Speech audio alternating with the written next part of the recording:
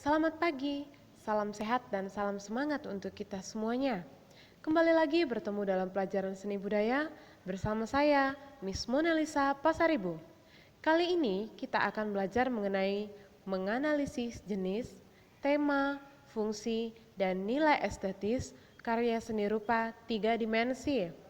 Pada pelajaran sebelumnya, kita sudah membahas menganalisis jenis tema, fungsi, dan nilai estetis pada karya seni rupa 2 dimensi. Nah, mari kita lanjutkan pelajaran kita. Pada pembahasan kali ini, kita akan membahas tentang teknik menganalisis karya seni rupa 3 dimensi. Apa sajakah itu? Yang pertama, ada jenis. Yang kedua, ada tema. Yang ketiga, ada fungsi. Dan keempat, ada nilai estetis.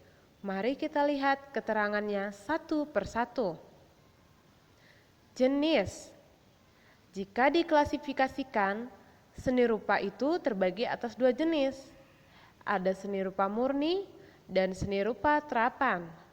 Seni rupa murni contohnya adalah lukisan dan grafis, di mana seni rupa murni yang dimaksud adalah murni sebagai bentuk ekspresi atau hiasan.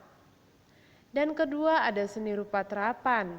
Yang dimaksud dengan seni rupa terapan adalah seni yang dimana dapat dipergunakan dalam kehidupan sehari-hari tanpa menghilangkan nilai estetikanya.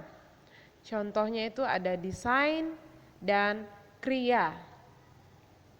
Sedangkan berdasarkan bentuknya, seni rupa dibagi atas beberapa jenis. Yang pertama ada seni rupa 2 dimensi, yang kedua ada seni rupa 3 dimensi, dan terakhir ada seni rupa multidimensi. Nah, mungkin kita baru mengenal apa itu seni rupa multidimensi. Seni rupa multidimensi ini contohnya ada seni rupa pertunjukan atau performance art, dan ada seni yang berkaitan dengan lingkungan hidup disebut dengan environment art, dan seni yang terpengaruh dampak modernisasi atau disebut juga dengan happening art, dan terakhir ada penggabungan konsep film lama dengan modernisasi atau biasa disebut dengan video art. Jadi, seni rupa multidimensi ini adalah seni rupa penggabungan antara seni rupa 2 dimensi dengan seni rupa 3 dimensi. Kita masuk ke pembahasan tema. Tema dikatakan sebagai masalah pokok atau juga disebut tema sebagai subject matter seni. Tema dapat muncul atau diperoleh dari realitas internal atau realitas eksternal. Apa saja itu realitas tersebut? Ada realitas internal, contohnya adalah harapan, cita-cita, emosi, nalar, intuisi, gairah, hayal, kepribadian seorang perupa yang diekspresikan melalui karya seni rupa. Itu berarti realitas internal termasuk dalam ide yang terdapat dalam diri seorang perupa. Sedangkan realitas eksternal adalah ekspresi interaksi perupa dengan kepercayaan atau tema religius, kemiskinan, ketidakadilan, nasionalisme, politik, atau dia dikatakan sebagai tema sosial, hubungan perupa dengan alam, atau tema lingkungan, dan lain sebagainya.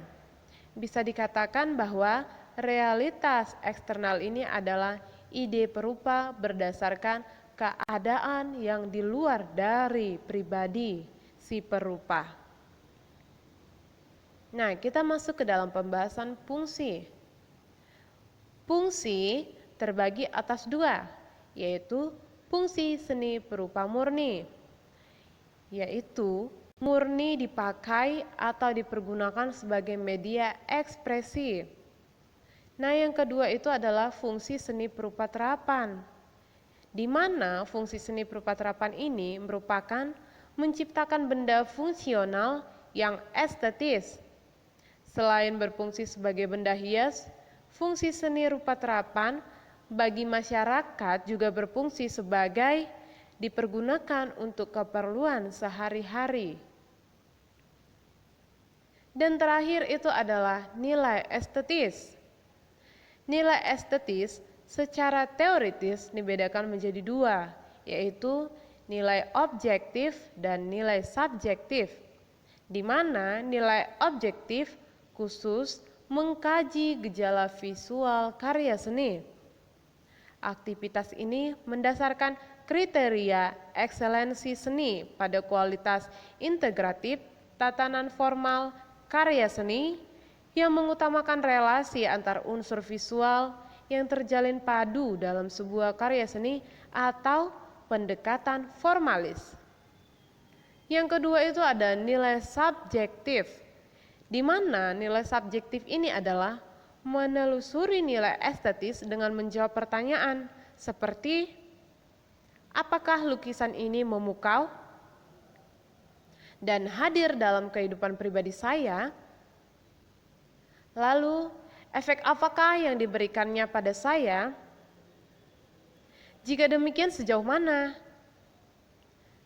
Pengalaman mengamati dan menikmati karya seni demikian biasanya melukiskan pengembaraan imaji atau imajinasi, emosi, dan suasana kejiwaan yang hidup dalam diri pengamat atau pendekatan impresionis.